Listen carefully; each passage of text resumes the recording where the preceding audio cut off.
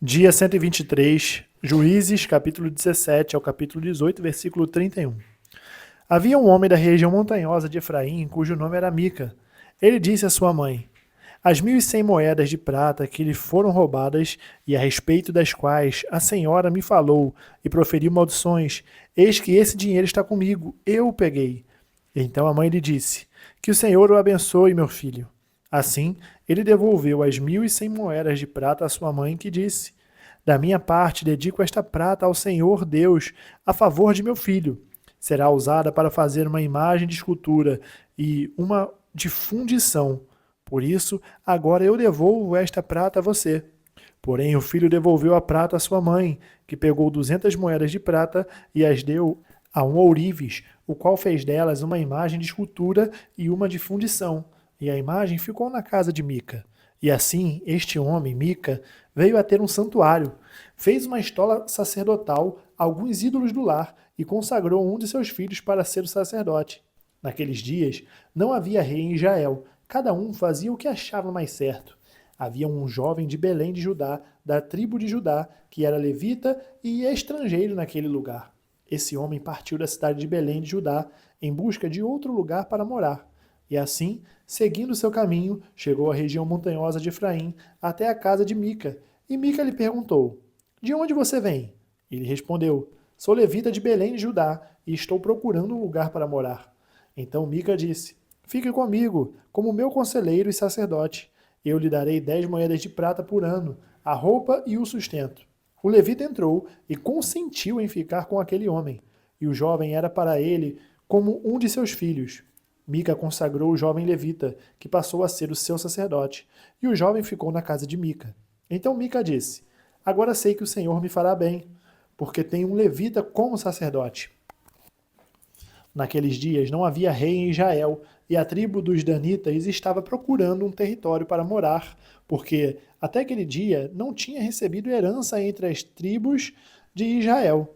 Então os filhos de Dan enviaram 5 homens dentre todas as famílias da sua tribo, homens valentes de Zorá e de Estaol, para espiar e explorar a terra, e lhe disseram: Vão explorar a terra. Chegaram à região montanhosa de Efraim, até a casa de Mica, e ali pernoitaram.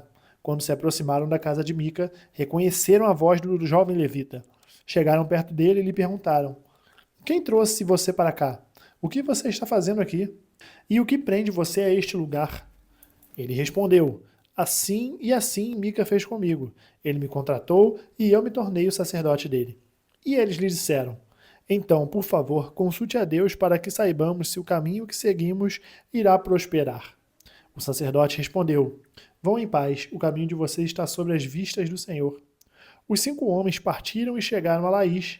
Viram que o povo daquele lugar vivia em segurança, segundo o costume dos sidônios, em paz e sem desconfiar de nada.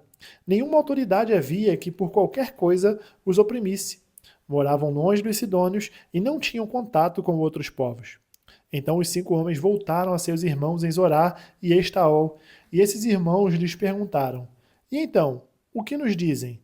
Eles responderam: Preparem-se e vamos atacá-los, porque examinamos a terra e eis que é muito boa. Vão ficar aí parados? Vão depressa e ocupem aquela terra. Quando chegarem lá, vão encontrar um povo que não desconfia de nada.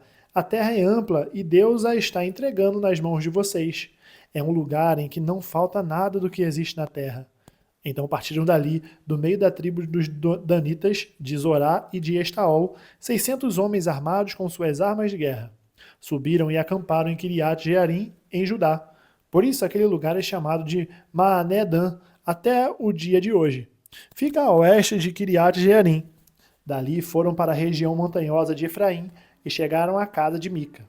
Os 5 homens que foram espiar a terra de Laís disseram aos seus irmãos: Vocês sabiam que numa daquelas casas há uma estola sacerdotal, alguns ídolos do lar, uma imagem de escultura e uma de fundição? Decidam, pois, o que vão fazer. Então foram para lá, chegaram à casa do jovem levita, que era a casa de Mica, e o saudaram. Os 600 homens da tribo de Dan, armados com suas armas de guerra, ficaram à entrada do portão. Porém, os 5 homens que tinham ido espiar a terra entraram na casa e apanharam a imagem de escultura, a estola sacerdotal, os ídolos do lar e a imagem de fundição, enquanto o sacerdote estava em pé à entrada do portão com os 600 homens que estavam armados com as armas de guerra. Quando eles entraram na casa de Mica e apanharam as imagens de escultura, a estola sacerdotal, os ídolos do lar e a imagem de fundição, o sacerdote perguntou: "O que é que vocês estão fazendo?" Eles responderam: "Fique calado, não diga nada a ninguém. Venha conosco e seja nosso conselheiro e sacerdote. Ou você acha que é melhor ser sacerdote na casa de um só homem do que ser sacerdote de uma tribo e de uma família em Israel?" O sacerdote ficou contente, pegou a estola sacerdotal, os ídolos do lar e a imagem de escultura e entrou no meio do povo. Eles deram meia volta e partiram, não sem antes colocar diante de si as crianças, o gado e seus bens. Quando eles já estavam longe da casa de Mica, os vizinhos deste se reuniram e foram atrás dos filhos de Dan. Eles gritaram para os filhos de Dan que, voltando-se, perguntaram a Mica: "O que é que você quer? Por que você convocou todo esse povo?" Mica respondeu: "Vocês pegaram os deuses que eu fiz e também o meu sacerdote e foram embora. O que sobrou para mim? E vocês ainda me perguntam: o que é que você quer?" Porém, os filhos de Dan lhes disseram: "Seria melhor você ficar calado, porque senão alguns dos nossos homens poderiam ficar irritados e acabariam atacando você. Nesse caso, perderiam a vida, você e os da sua casa." Assim, os filhos de Dan seguiram seu caminho, e Mica, vendo que eram mais fortes do que ele, deu meia volta e foi para casa.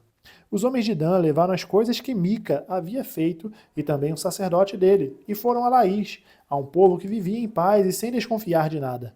Mataram os moradores a fio da espada e queimaram a cidade. Não houve ninguém que os livrasse, porque moravam longe de Sidom e não tinham contato com outros povos. A cidade ficava no vale junto a Bet-Reob. Os filhos de Dan reedificaram a cidade e passaram a morar nela. E lhes chamaram Dan, segundo o nome de Dan, seu pai, que era filho de Jael. Porém, no passado, o nome dessa cidade era Laís.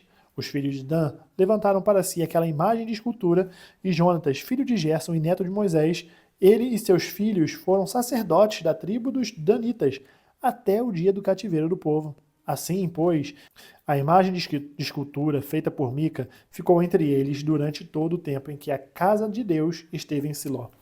João capítulo 3, do versículo 1 ao 21.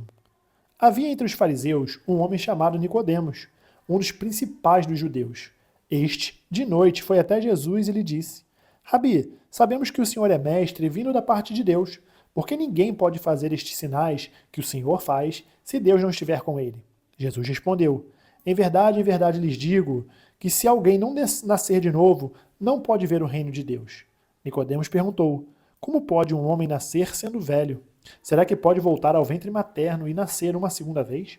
Jesus lhes respondeu: em verdade lhe digo, quem não nascer da água e do Espírito não pode entrar no reino de Deus. O que é nascido da carne é carne, e o que é nascido do Espírito é Espírito. Não fique admirado por eu dizer: vocês precisam nascer de novo. O vento sopra onde quer. Você ouve o barulho que ele faz, mas não sabe de onde ele vem, nem para onde vai. Assim é todo o que é nascido do Espírito. Então Nicodemos perguntou: como pode ser isso? Jesus respondeu: você é mestre em Israel e não compreende estas coisas? Em verdade lhe digo que nós falamos do que sabemos e damos testemunho do que vimos, mas vocês não aceitam o nosso testemunho. Se vocês não creem quando falo sobre coisas terrenas, como crerão se eu lhes falar sobre as celestiais? Ora, ninguém subiu ao céu a não ser aquele que de lá desceu, o Filho do Homem. E assim como Moisés levantou a serpente no deserto, assim também é necessário que o Filho do Homem seja levantado, para que todo aquele que nele crê tenha a vida eterna. Porque Deus amou o mundo de tal maneira que deu seu Filho unigênito, para que todo aquele que nele crê não pereça, mas tenha a vida eterna. Porque Deus enviou o seu Filho ao mundo, não para que o condenasse o mundo, mas para que o mundo fosse salvo por ele. Quem nele crê não é condenado, mas o que não crê já está condenado, porque não crê no nome do unigênito Filho de Deus. A condenação é esta: a luz veio ao mundo, mas os homens amaram mais as trevas do que a luz, porque as suas obras eram más. Pois todo aquele que pratica o mal detesta a luz e não se aproxima da luz para que as suas obras não sejam reprovadas. Quem pratica a verdade se aproxima da luz, para que as suas obras sejam manifestas, porque são feitas em Deus. Salmos 104, versículo 1 ao 23. Bendiga minha alma ao Senhor. Senhor Deus meu, como tu és grandioso! Estás revestido de glória e majestade, coberto de luz, como de um manto. Tu estendes o céu como uma cortina, pões nas águas o vigamento da tua morada. Tomas as nuvens por carruagem e voas nas asas do vento. Fazes a teus anjos ventos e a teus ministros labaredas de fogo. Lançaste os fundamentos da terra para que ela não se abale em tempo nenhum. Tomaste o abismo por vestuário e a cobriste. As águas ficaram acima das montanhas. Com a tua repreensão, as águas fugiram. Com a voz do teu trovão, bateram em retirada. Elevaram-se os montes, desceram os vales até o lugar que lhes havia preparado. Puseste as águas divisa que não ultrapassarão, para que não voltem a cobrir a terra. Tu fazes rebentar fontes no vale, cujas águas correm entre os montes. Dão de beber a todos os animais do campo. Os jumentos selvagens matam a sua sede. Junto delas, as aves do céu têm o seu pouso, e por entre a ramagem elas se põem a cantar.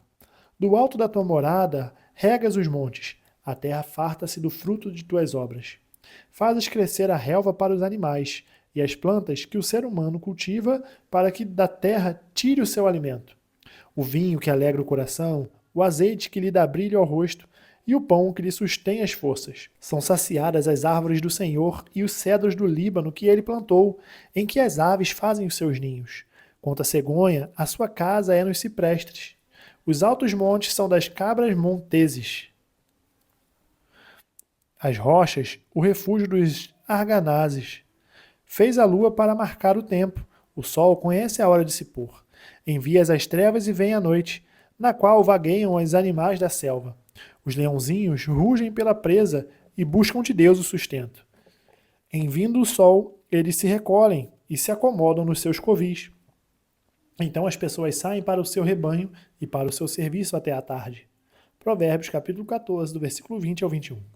O pobre é odiado até pelo seu vizinho, mas o rico tem muitos amigos.